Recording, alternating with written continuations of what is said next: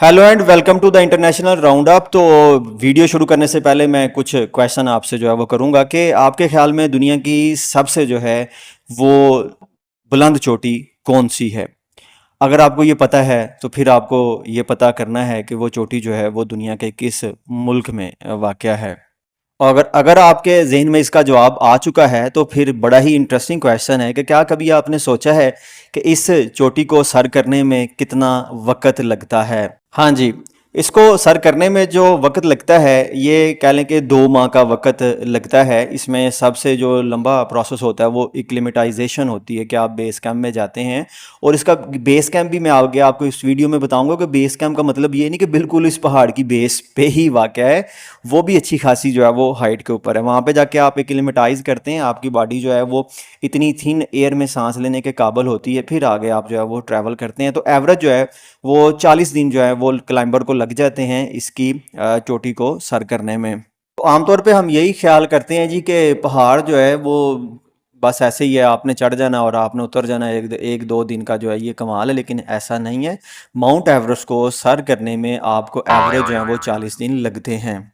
लेकिन इंसान का तावलापन जो है वो हर जगह पे कोई ना कोई अपनी फेवर जो है वो ढूंढ लेता है कि इस को टाइम जो है वो कम लगना चाहिए।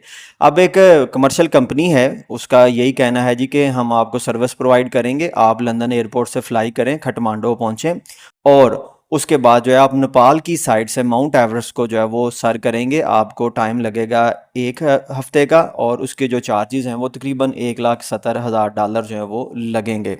तो यूँ कह लें कि 40 दिनों का जो सफ़र था उसको अब एक वीक में कन्वर्ट करना, और इसमें हमारी एक बड़ी ही मशहूर नोबल गैस है ज़ीनान, वो मदद करेगी। होता ये है जी कि जब हमारी बॉडी में ऑक्सीजन का लेवल जो है वो कम होता है, जिसको हम हाइपोजिया कहते हैं, तो हमारी जो किडनी है वो एक ख़ास किस्म की प्रोटीन बनाती है जिसको एरिथ्रोपोइटिन कहते हैं, जो कि ब्लड में हीमोग्लोबिन की लेवल को जो है वो बढ़ा देती है ताकि बॉडी जो है वो लो लेवल ऑक्सीजन पे भी चले। तो यहाँ से आप देखें कि खुदा की कारीगरी क्या है कि बॉडी में ये सेंसर है कि जैसे ही ऑक्सीजन का लेवल बॉडी में कम हो तो जो किडनी है नॉर्मल हालात में वो एरिथ्रोपोइटिन ही बनाते, वो एरिथ्रोपोइटिन बनाना शुरू करेंगे ताकि हीमोग्लोबिन जो है वो उसकी अमाउंट ज़्यादा हो तो कम ऑक्सीजन में भी जो है वो सर्वाइव कर सके। लेकिन आज से कोई 20 साल पहले ये पता चला कि जो जीनान है इसका भी बड़ा इंटरेस्टिंग फैक्ट होता है इंसानी बॉडी के ऊपर। जीनान को वैसे एनेस्थीसिया के तौर पे यूज़ किया जाता था, बेहोशी के लिए यूज़ किया जाता है। जीनान बैक्टीरियल लैंप में जो है वो होती है।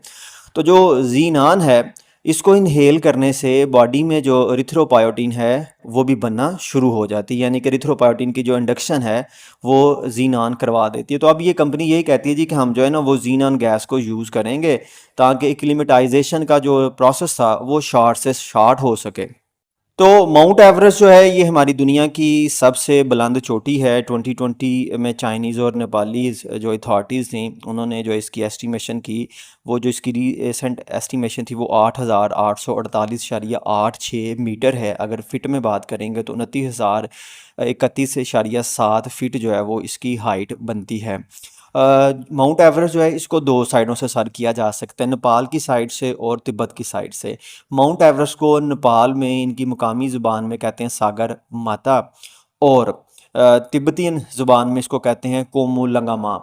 अब आप यहाँ से देखें कि अल्लाह ताला कितनी ज़्यादा बर्फ़ जो है वो इन पहाड़ों के ऊपर, हिमालय काराकोरम के पहाड़ों के ऊपर जो है वो हर साल स्नो फॉलिंग जो है होती है कि वो सारा साल बह के जो है वो दरियाओं में पानी आता रहता है और दोबारा से वो वेपोरेट होता है, फिर से बारिश बर्फ़बारी होती है और फिर से वो पानी जो है वो आता है। और ये पानी का ही चक्कर है, इंडिया कहता है जी कि मैं पानी जो है वो बंद कर दूंगा।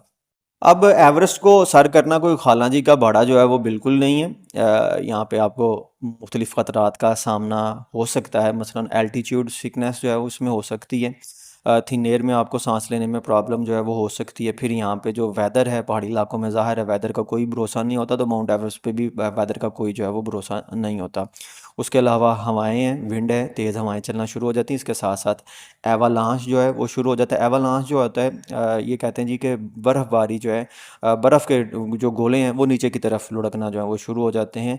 यहाँ खुम्बू आइस फॉल जो है वो भी आपको इससे वास्ता इसका पड़ सकता है। अब ये जो खोम्बू आइस फॉल जो है ना, ये बेसिकली एक ग्लेशियर है माउंट एवरेस्ट के ऊपर। और ये तकरीबन 17-18 हज़ार फीट की बुलंदी के ऊपर जो है ये वाक़या है। तो ये अच्छी खासी जो है वो स्लोप है, ये भी बड़ी जो है वो डेंजरस है। जो लोग माउंट एवरेस्ट को सर करने आते हैं उनके लिए ये भी एक बहुत बड़ी दर्द सर है। अब पिछले साल मई 2024 का जो डाटा था कि अभी तक 340 लोग जो हैं इनकी ये मौत हो चुकी है एवरेस्ट के ऊपर। और जिन लोगों ने पहली दफ़ा, दो लोगों ने इसको जो है वो सर किया था बगैर किसी डॉक्यूमेंटेड रिकॉर्ड के, मज़े की बात यह है कि वो भी अभी तक वापस नहीं आ सके, वो भी वहाँ पे जो है वो मर खप गए। तो 340 लोग जो हैं वो इसको सर करते हुए मर गए हैं। उसमें से 200 से ज़्यादा की जो बॉडीज़ हैं वो नहीं मिल सकी, वो वहीं पे जो है वो दब गई हैं। माउंट एवरेस्ट ही उनका जो है वो कब्रिस्तान जो है वो बन गया है। और माउंट एवरेस्ट के करीब करीब जो सी लेवल है वो बे ऑफ बंगाल है, और वो माउंट एवरेस्ट से तकरीबन 700 किलोमीटर जो है वो दूर है। लेकिन मौजूदा ज़माने में जो क्लाइंबर हैं वो इसको बेस कैंप से चढ़ना शुरू करते हैं, और इसका जो बेस कैंप है वो भी 5,000 मीटर ऊपर है, यानी कि 16,404 फीट की हाइट के ऊपर जो है वो इसका बेस कैंप मौजूद है। यानी कि पाकिस्तान के हवाले से आप कह लें कि गिलगित बिल्तिस्तान जो है इतनी हाइट से आप इसको चढ़ना जो है वो शुरू करते हैं।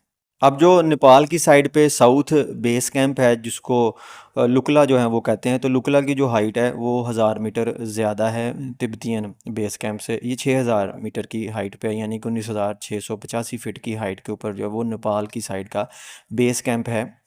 और इसको ब्रिटिश माउंटेनियर जो हैं इन्होंने ही सर करने की कोशिश की, और उस ज़माने में जो नेपाली थे ये फॉरेनर को अपने इलाके में जो है वो नहीं आने देते थे, तो इनको इन्होंने तिब्बत वाली साइड से जो है वो चढ़ना शुरू किया। और ये पहली अटैम्प्ट में इन्होंने जो है वो समंड तक नहीं ये पहुँचे, बल्कि 921 में ना 1921 में 7,000 मीटर की बुलंदी तक जो है गए, फिर उसके बाद वापस आए। उसके बाद 1922 में जो माउंटेनियर गए वो तकरीबन 8,320 मीटर की हाइट के ऊपर गए, और फिर जो है वो वहाँ से वापस आए। 1924 में जो दो लोग गए थे, जॉर्ज मेलोरी और एंड्रयू अर्विन, जो कि मर गए थे, इनका कोई भी डॉक्यूमेंटेड रिकॉर्ड नहीं, यानी कि इसके बारे में दुनिया ये कहती है जी कि पता नहीं ये चोटी पे पहुंचे भी थे कि नहीं पहुंचे थे। जो फर्स्ट डॉक्यूमेंटेड रिकॉर्ड है माउंट एवरेस्ट सर करने का वो 1953 का है, यानी कि 1953 का है। इसमें टेंजिंग नॉर्गे और एडमंड हेलरी जो हैं ये दो बंदे थे जिन्होंने पहली दफ़ा जो है वो इसको सर किया। और इन्होंने पहली दफ़ा जो सर इसको किया था वो किया था जी सदर्न साइड की तरफ से, और इसको नॉर्दर्न साइड की तरफ से जो है वो सर किया था चाइनीज़ ग्रुप ने 1960 में। यानी कि कह लें कि पाकिस्तान को बने हुए 6 साल हुए थे, तब जो है वो माउंट एवरेस्ट जो है वो सर हुई थी। उससे पहले माउंट एवरेस्ट भी जो है वो सर नहीं हुई थी। और मौजूदा ज़माने में माउंट एवरेस्ट पे चढ़ना जो है वो थोड़ा-सा आसान काम है अपने उस ज़माने के हवाले से, क्योंकि अब इसके ऊपर जो है वो पाथ हैं, इसके ऊपर फिक्स्ड रोप हैं, इसके ऊपर लैडर हैं। लेकिन फिर भी बॉडी को एक्लिमेटाइज़ होने में जो है वो टाइम लगता है। तो अब इस टाइम को ही कम करने की जो है वो कोशिश की जा रही है। अब ये एक बंदा है जी, ऑस्ट्रियन गाइड है लियोक्स फर्टनबेक। ये अगले साल यानी कि ये इसी साल 2025 में जो है ये जीनन का एक्सपेरिमेंट जो है वो करेगा माउंट एवरेस्ट के ऊपर, क्योंकि ये इसका सबसे बड़ा एडवोकेट है। इस बंदे का कहना है जी कि मेरी थ्योरी ये है कि क्लम्बर जो है वो जाए और जल्दी से जल्दी जो है वो चोटी सर करके वापस आए, क्योंकि जितना कम देर वो गुजारेगा माउंट एवरेस्ट के ऊपर उतने ही वो कम बीमार होगा, बैड वेदर से उसका वास्ता जो है वो कम पड़ेगा, एवलांच से उसका वास्ता जो है वो कम पड़ेगा। एक मेडिकल कमीशन है, International Climbing and Mountaineering Federation, UIAA इसको कहते हैं, umbrella group of mountaineering organisation around the world भी इसको कहते हैं। इसने एक प्रिकॉशनरी जो है वो स्टेटमेंट जारी की है, प्रिकॉशनरी तो नहीं, कॉशनरी स्टेटमेंट ही इन्होंने जारी की है फ्रंट बैक का फटनबैक का जो है वो प्लान सुनने के बाद।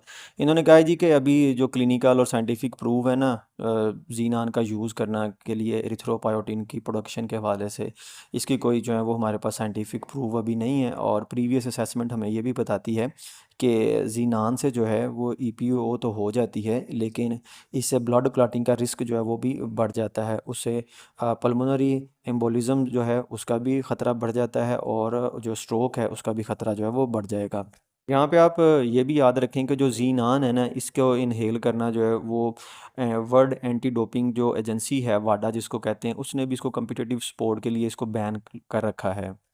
2019 में जो है ना एक ख़तून ने इसको 14 दिन में जो है वो सर किया था, और उसके लिए जो टेक्निक यूज़ की गई थी वो एल्टीट्यूड चैम्बर था, जो कि जिम में पहले से ही डिज़ाइन किया गया था, और उसने घर से ही कह लें कि प्री एक्लेमेटाइजेशन जो है वो करवाई हुई थी, और आके जो है ना उसने माउंट एवरेस्ट को सर कर लिया था।